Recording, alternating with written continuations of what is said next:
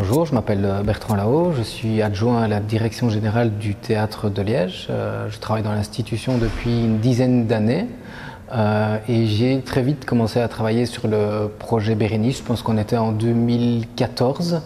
On a introduit le dossier auprès de la Fondation Interreg Grande Région et on a obtenu donc le feu vert de Interreg en 2016 et on a pu travailler alors pendant 5 ans avec un financement européen qui venait de l'Union européenne et qui descendait vers les eurorégions. Ouais, l'idée centrale de Bérénice, c'était de lutter contre toutes les formes de discrimination, vraiment entendre au sens large, et de questionner le théâtre en tant que vecteur d'inclusion sociale. Donc on a organisé bon nombre d'ateliers, danse et théâtre, à destination de gens discriminés. Donc on provoquait une rencontre entre des artistes et des communautés inhabituelles de personnes, des gens qui ne fréquentent pas habituellement l'institution. Je pense qu'on peut faire deux constats. C'est que d'une part, il ne faut pas être naïf, je pense que le théâtre ne change pas la vie des gens qui viennent d'arriver sur le territoire. Ils ont besoin avant tout de papier, de sécurité, d'emploi, de logement. Ça, c'est vraiment la priorité. Cela étant, je pense qu'on a réussi à travers les ateliers à créer des bulles de créativité dans laquelle les gens avaient cette liberté de dialoguer, de jouer, de discuter, sans contrôle, sans regard extérieur finalement, et de se mettre un peu loin finalement de toute cette lourdeur administrative liée à leur tentative de régularisation. Après, je pense que l'action qu'on mène, elle s'inscrit dans une ville aussi. Il faut savoir que Liège est une ville avec énormément de mixité et de diversité culturelle, et on ne peut en aucun cas rester dans notre tour d'ivoire et faire comme si cette diversité n'existait pas. Ça, c'est impensable. Donc inévitablement, il faut ouvrir les portes du théâtre et accueillir les gens, travailler avec ces gens-là. Et je pense que ça va même plus loin, parce que là on parle effectivement des publics. Je pense que cette réflexion-là, elle va aussi sur les acteurs qu'on met au plateau. Je pense qu'elle va aussi sur nos collaborateurs au théâtre.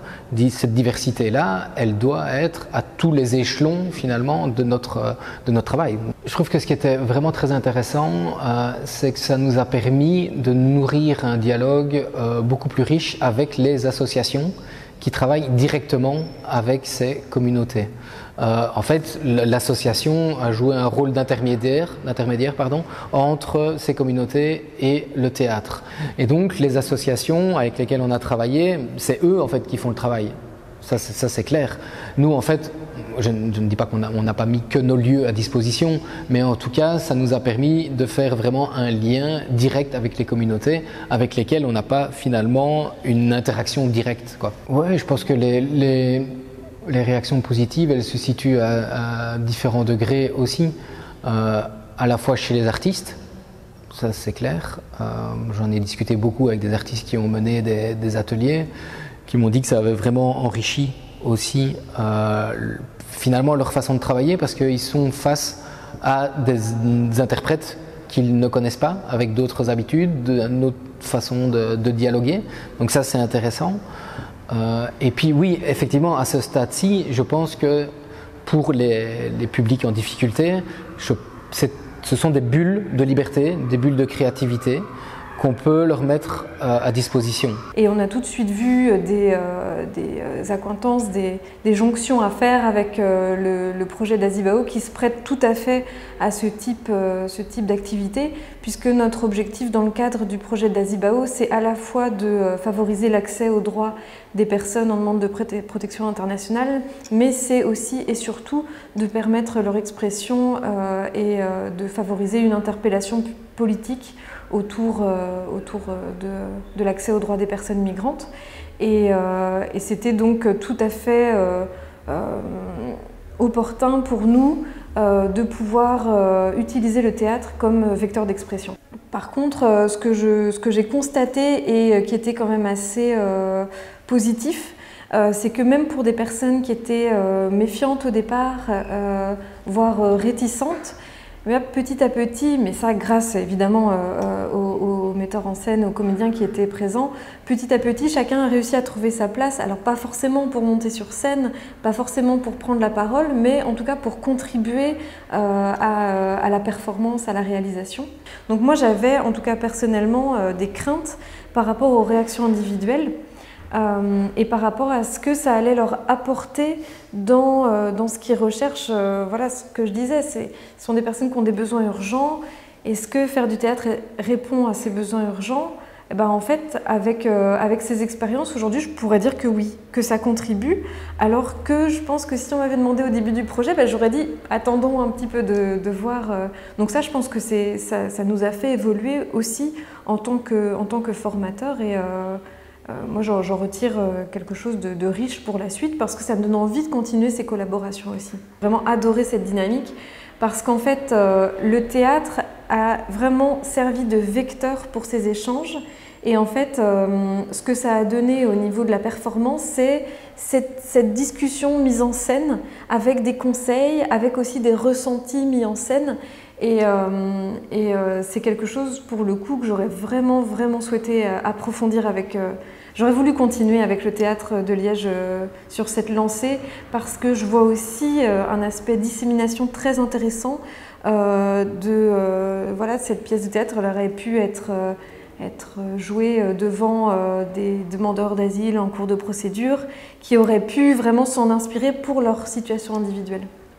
Oui, tout à fait, autant au niveau de l'expression que aussi de l'ouverture interculturelle qui est très importante parce que ce sont des personnes qui sont en recherche de leviers d'inclusion en fait. Et clairement, le théâtre, quand il s'inscrit dans un projet aussi comme celui de Bérénice, encore plus, pour moi c'est un vecteur d'inclusion. Ouais. Moi j'aimerais pouvoir reprendre ces ateliers avec un Dazibao parce que je pense que c'est tout à fait adapté. Après, ce que je souhaiterais aussi, c'est de favoriser les partenariats comme le Théâtre de Liège les a envisagés, parce que croiser les publics pour les personnes qu'on accompagne, c'est essentiel, parce qu'elles viennent aussi s'inscrire dans un réseau. Et pour moi, le Théâtre de Liège a vraiment permis de créer ces connexions entre des publics qui ne se seraient jamais fréquentés auparavant. Et on en a retiré vraiment des réflexions et des envies de partage qui ont été très fortes. Et puis ça leur permettait aussi de voir autre chose que ma tête, ma voix, seulement ma voix, et donc de participer à un événement un petit peu différent de ce qu'ils font chaque semaine. La première chose que j'ai vue, c'était des étoiles dans leurs yeux. Vraiment, ça c'était un ressenti, j'en avais presque la chair de poule. Et surtout quand ils sont venus me demander, on ne pourrait pas faire ça tous les jours. Mais moi j'ai vu de la cohésion sociale. Donc c'était un groupe qui n'était pas formé depuis longtemps. Et je pense que ça les a noués, ça leur a fait une chouette expérience ensemble. Et donc, oui, une bonne cohésion entre eux, quoi. Ça a même peut-être construit des liens. Le premier sentiment, c'est vraiment la découverte et la positivité, parce qu'on a beaucoup ri, on s'est amusé, on s'est découvert. Et donc découverte aussi d'une pratique artistique qui n'est pas le théâtre comme, enfin c'est ce que mes apprenants ont exprimé aussi, c'est pas le théâtre, la comédie comme ils peuvent la connaître, c'est une autre facette aussi de l'expression théâtrale ou artistique. Et donc vraiment satisfaite de ces ateliers qui ont permis de découvrir différentes choses, qui ont mis les participants en action et qui remplissent pour moi un tas d'objectifs évidemment pédagogiques propres à ma formation. Un des objectifs, c'était lié à la thématique, donc découverte d'un lieu culturel, d'une pratique artistique en Belgique, et puis tout ce qui est cohésion de groupe, expression de soi, affirmation de soi aussi via différents exercices qu'on a faits. Aussi valoriser tout ce qui est communication non verbale, notamment pour les groupes qui parlent moins bien français, pouvoir s'exprimer et communiquer avec d'autres personnes, même sans l'usage de la langue. Confiance en soi dans la communication aussi. Ça donne envie de poursuivre ça. Je pense qu'un ou deux ateliers avec un groupe, ça apporte quelque chose. Un projet théâtral complet avec un groupe, ça peut aussi amener d'autres objectifs. Mais dans tous les cas, je crois qu'on peut continuer à avoir cette petite partie plus artistique et théâtrale dans la formation, quoi. On a eu une équipe qui savait où elle allait, qui a proposé des activités dans lesquelles ils étaient à l'aise et qu'ils avaient préparé. Donc je crois que c'est ça, ils se sont sentis bien encadrés et ça ne partait pas dans tous les sens. Et oui, probablement qu'ils ont été aussi étonnés par la qualité du dessin, de l'accompagnement artistique théâtral, du son, etc.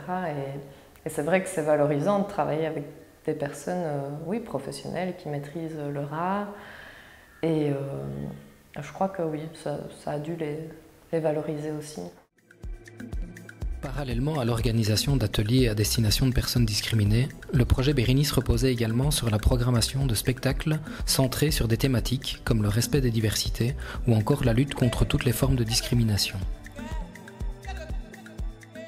Au total, une vingtaine de spectacles présentés au Théâtre de Liège ont été labellisés Bérénice, rassemblant plus de 21 000 spectateurs.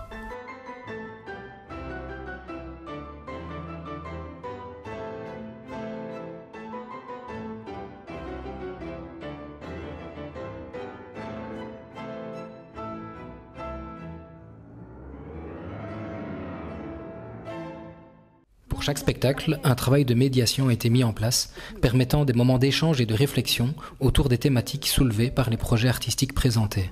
Arrête de m'appeler tout le temps, on travaille là. Travailleurs, soyez les bienvenus en Belgique. Émigrer dans un pays qui nécessairement est différent du vôtre pose quelques problèmes d'adaptation. Il a fait des mômes, il a oublié de leur parler l'arabe, il a plus jamais fait le ramadan, il bouffe plein de saucissons et il boit des bières. Mais comme tu es jolie. Coupable d'avoir souillé l'honneur de la famille et qu'en me tuant, mon père ne faisait que laver la honte. Et ça faisait pas 24 heures que j'étais hospitalisée quand la police a débarqué dans ma chambre. Les flics voulaient m'embarquer parce que j'étais transsexuelle, donc tout ce qui m'était arrivé c'était ma faute. Ils me traitaient comme une criminelle. Ich bin Europa und ich habe Angst vor meiner eigenen Bevölkerung. Meine eigene Bevölkerung vertraut mir nicht mehr. Sie misstrauen meiner Währung, sie misstrauen meinem Parlament. Sie driften auseinander. Vielleicht sehnen sie sich wieder nach einem Krieg.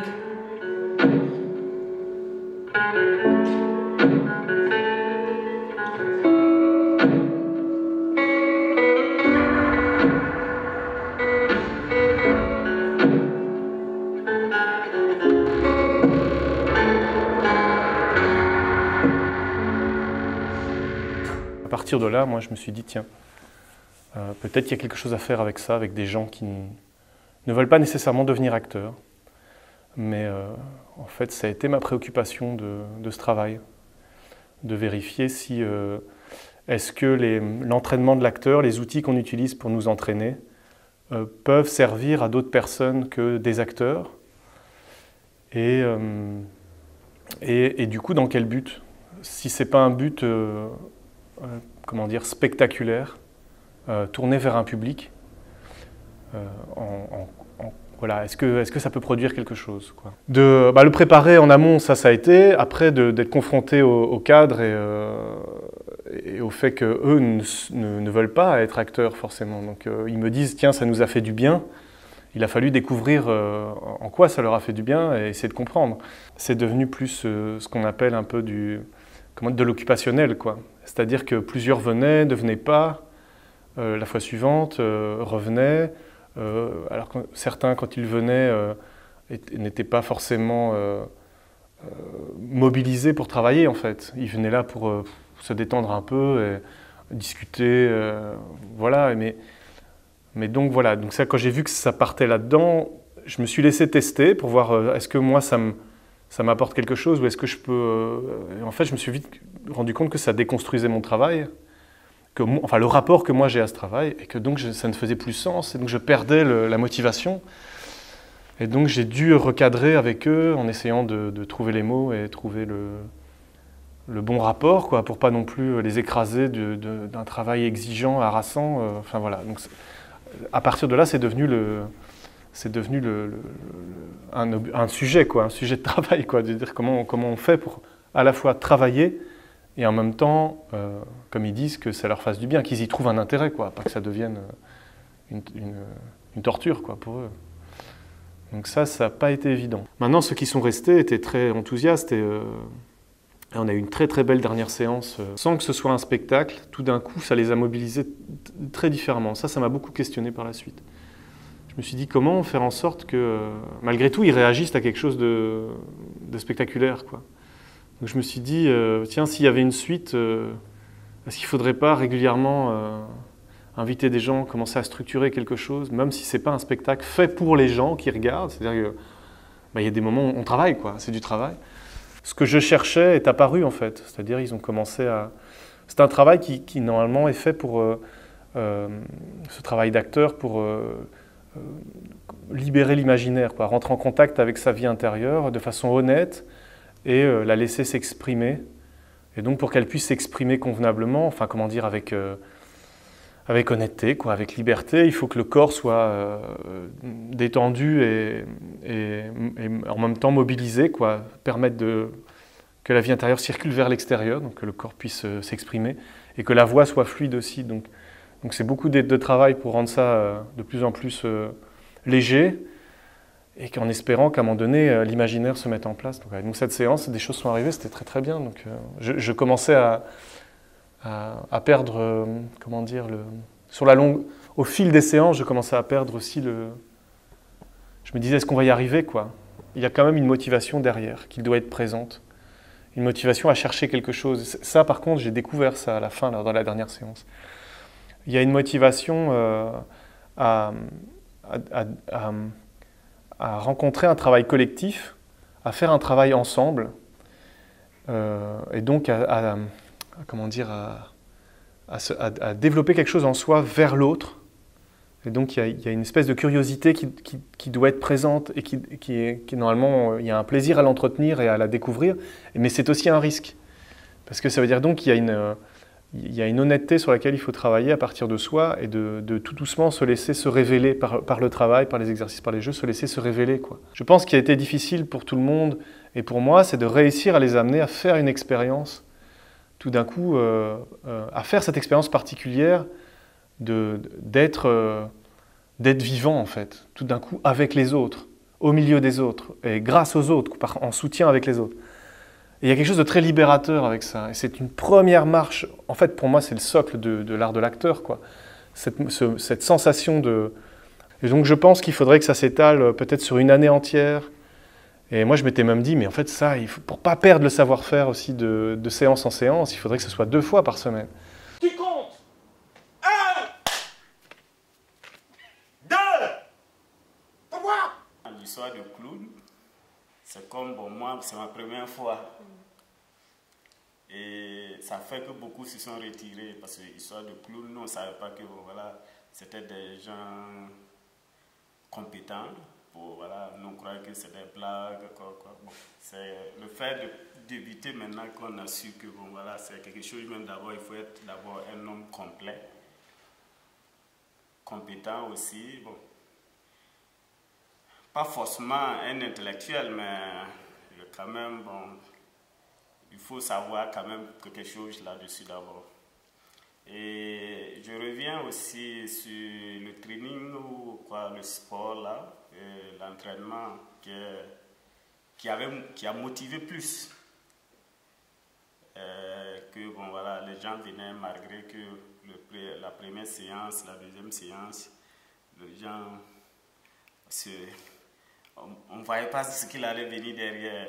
Mais les 3 dernières séances, quand même, bon, voilà, a donné la vivacité aux gens, les a donné plus de motivation. Comme notre situation bon voilà, souvent voilà, quand on va essayer de parler que voilà, quel jour on peut se rencontrer ou bien chose, bon, on a un problème de concentration par rapport à notre situation, mais j'espère que peut-être on va vous montrer un fruit quand même pour ça.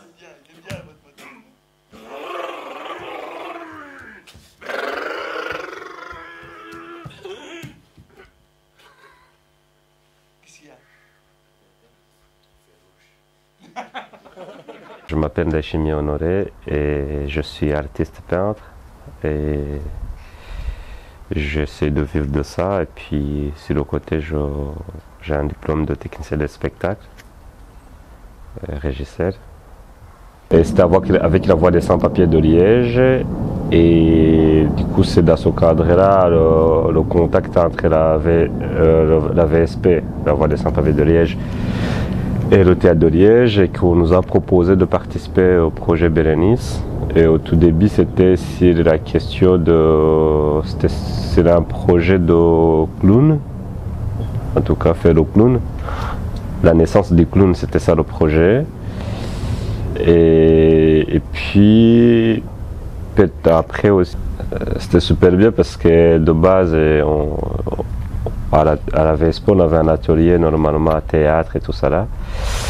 Et on a pu rencontrer des comédiens grâce à ce projet-là en fait et qui nous ont appris comment prendre place sur scène par exemple et aussi un peu de se dépasser personnellement en tout cas, avoir beaucoup plus confiance et de se tenir devant les gens et faire le clown, c'est pas quelque chose qu'on a tout le temps. Et du coup, c'était un peu des souvenirs de l'enfance qui revenaient parce que faire le clown, c'est aussi faire le lien avec son enfance et tout, et d'être un enfant dans le corps d'un adulte. Et c'était super cool. Et je pense que le projet, personnellement, c'est important parce que ça m'a apporté beaucoup, en tout cas, personnellement. Et puis aussi, pourquoi est-ce que c'est important? Parce que ça crée un lien au niveau collectif. Parce que le fait d'aller au théâtre, et on rencontre notre public qui n'est pas le public qu'on a d'habitude de voir. Et puis, on se rend compte que voilà, on a des projets, chacun a des projets, mais qu'on peut, une fois réunis sur ces projets-là, on peut avancer ensemble. Et du coup, je pense que c'est quelque chose de très important, en tout cas, à garder. Et au niveau de la culture aussi, promouvoir la culture à travers, que ce soit le théâtre, que ce soit d'autres ateliers et tout. Et ça permet de créer un lien avec d'autres. J'avoue, je pense pas que je vais devenir clown un jour. Ça, je pense pas.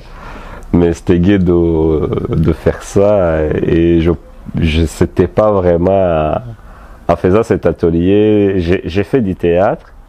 Du coup, ça m'a permis d'avoir d'autres acquis, en tout cas, la posture à apprendre devant sur scène et tout ça là. Mais et que je suis venu dans cet atelier-là, c'était un moment aussi de sortir de mon quotidien, de cette routine de tous les jours. Et ça m'a permis voilà, de rencontrer déjà, en faisant autre chose que ce qu'on a la routine de faire et tout le temps. Et artistique aussi, parce que ouais, c'est de l'art. Du coup, il y a aussi le fait que j'aime bien tout ce qui touche l'art et tout. Et voilà.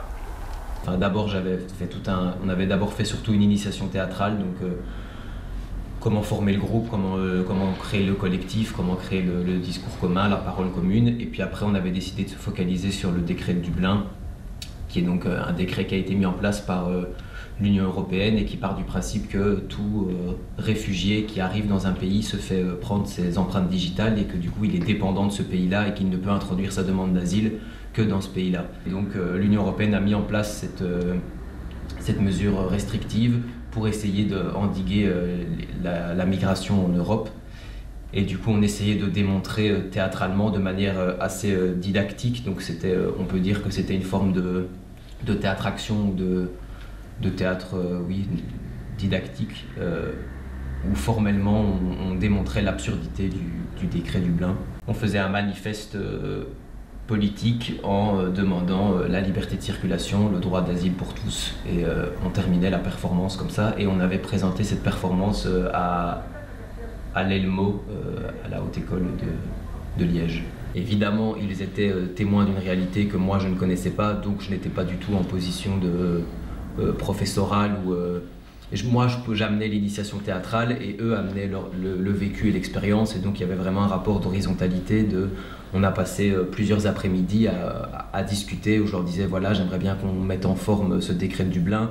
Est-ce que vous pouvez m'expliquer, vous? Donc chacun a témoigné. Quand on essayait de faire des mises en place, tout le monde se corrigeait collectivement. Donc il y avait des fois où on disait, ben non, ça c'est pas juste, c'est pas ça qui se passe en vrai. Donc il y avait vraiment un travail collectif où l'expérience de ceux qui avaient vécu Dublin enrichissait mon expérience de moi qui venais mettre la forme. Donc il y avait vraiment un rapport horizontal. Et c'est vrai que depuis cet atelier, je continue à travailler là-dessus, à m'informer, à militer, à essayer de m'opposer. Mais donc ça a été vraiment un des déclencheurs de ma prise de position politique face à l'injustice migratoire aujourd'hui. Je n'avais pas un groupe composé d'hommes et de femmes qui avaient dit « j'ai un désir de faire du théâtre absolument ». Donc c'est un endroit, je trouve, où en tant que professeur ou en tant qu'animateur, il y a toujours un truc à régler, qui pour moi doit se régler aussi par la parole, en fait, tout simplement, de poser un cadre juste en disant « voilà, moi je vous propose de travailler une semaine là-dessus, est-ce que ça vous donne envie? Oui, non. Comment est-ce que vous voulez prendre part à ce travail de la manière la plus juste pour vous, sans que ça devienne une obligation, etc. » Même si je parle de l'histoire de l'immigration, ben, l'objectif, ce sera aussi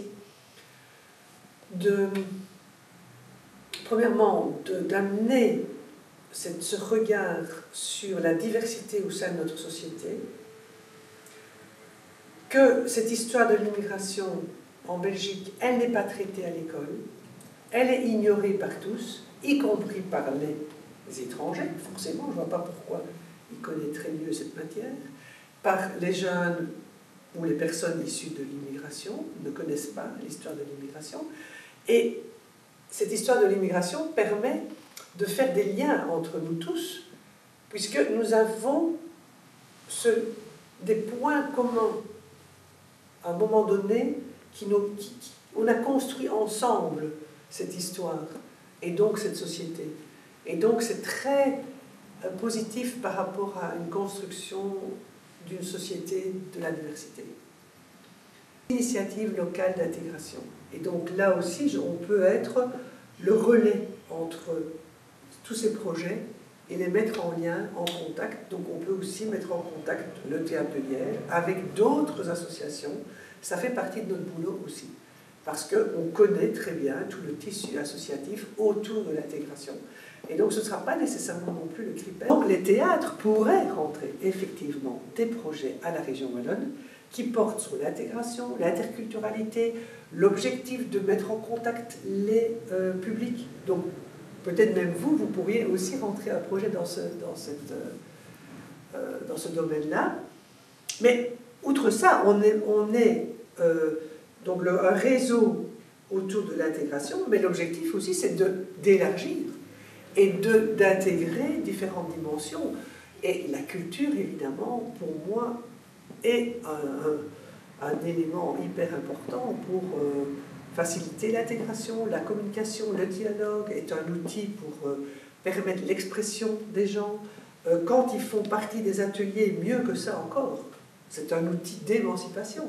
C'est un outil qui permet d'aller creuser sur son identité. Forcément, quand on va on va jouer un rôle, mais encore plus si ça porte sur un thème autour de l'immigration, plus encore, puisque là, ils vont devoir chercher leur propre histoire, leur propre identité, et donc les collaborations sont hyper intéressantes. Et nous n'avons pas de subside pour la culture, donc une collaboration qui permet non pas d'avoir l'argent, mais d'avoir simplement une collaboration de compétences. De notre part, d'ouvrir en fait notre processus de travail de pouvoir partager aussi notre façon de travailler, parce que voilà, on utilise effectivement le dessin et aussi beaucoup la technique, et notamment le son. Et puis la lumière là qui était moins présent, mais il y avait quelque chose d'important aussi, de pas imposer des choses, mais que ça vienne tout le temps du groupe, parce que c'est vraiment aussi là-dessus qu'on... Enfin nous, il y a une certaine...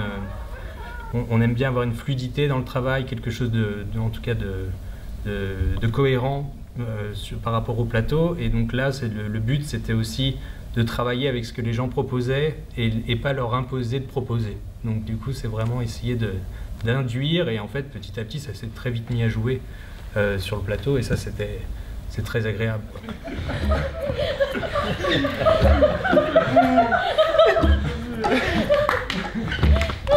Shinehai. Shinehai. Shinehai. Shinehai. En fait, comme on fait du théâtre dans le temps, on essaye vraiment d'avoir des temps de création longs. J'ai l'impression que les ateliers pourraient être dans ce même ordre, mais pas forcément quelque chose une fois par semaine, mais plutôt effectivement, imaginons 2 semaines avant la première, de pouvoir travailler avec un groupe qui pourra aussi par la suite voir le spectacle, en fait, pour qu'aussi on voit, voilà, on a travaillé ensemble, et voilà aussi nous ce qu'on a fait, pour qu'il y ait voilà, ce genre d'échange sur du long terme. Pour l'instant, on n'a pas d'ateliers qui sont proposés, mais on est très ouvert en tout cas à ce genre de rencontres. Et ça nous permet aussi, quand on est vraiment un peu enfermé dans notre travail, de ressortir et de voir aussi... Enfin voilà, on parle à des gens qui ne connaissent pas ce qui se passe, enfin ce qu'on fait, et du coup on se rend compte aussi de choses évidentes qu'on n'avait pas vues spécialement. Donc rien que aussi pour ce rapport-là. C'est vrai que... et du coup, ouais, cette dernière scène était vraiment belle, parce que il y a une cohérence de groupe qui s'est faite, il y a des choses qui ont été comprises un peu dans le temps. Le fait de reprendre aussi, ça permet vraiment de faire évoluer et puis de digérer des choses. Et du coup, la dernière, c'était un mini-spectacle, et on s'est bien marré, quoi. Ouais. Et puis tout le monde s'est marré. Il y a quelque chose qui est très agréable. Et du coup, c'est ça, je pense, j'ai l'impression, ce qui était le plus chouette, quoi. Ouais, ça c'était chouette. Tout était vraiment chouette, mais ça a conclu quelque chose. Je ne pensais pas qu'en si peu de temps, on pouvait vraiment trouver une vraie écoute sur ce fameux banc de poissons qui circule, qui ne parlent pas entre eux, mais qui est des...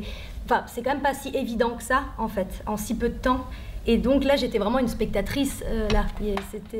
Et avec aussi une exigence de plateau, comme aussi avec des professionnels, en fait. Enfin, et donc, c'est vrai que ça, c'était vraiment très agréable de voir aussi que toutes ces petites choses-là ont fait en sorte que... en fait, ça peut ressembler vraiment à ce qu'on va faire. Et on a fait ça avec des gens qu'on ne connaissait pas et qui sont amateurs, et qui n'ont jamais fait de théâtre de leur vie. Et ça, c'est vraiment quelque chose de très agréable. Et de voir qu'ils ont passé aussi un moment chouette, quoi. C'était réciproque, et quand c'est comme ça, c'est bien. Ouais. La première fois, elle est beaucoup stressée, beaucoup comme ça, mais après elle est propre, après elle est à l'aise pour les groupes, pour vous et pour l'équipe. Finalement, pour l'équipe, il est toujours bravo, il est toujours bien comme ça, pas bien, mais pour Vichy, il est ça bien, ça pas bien, ça bien, ça pas bien. Okay. Ça normalement, oui. Normalement, oui. Normalement obligé à Morissette, il est... Inch'Allah, elle est à théâtre, toujours. Pour expliquer français bien, pour travailler pour équipe, tout. Pour moi, c'est bien. Comme ça, c'est bien. Donc c'était une chouette expérience pour toi? Ouais, une belle expérience. Très belle.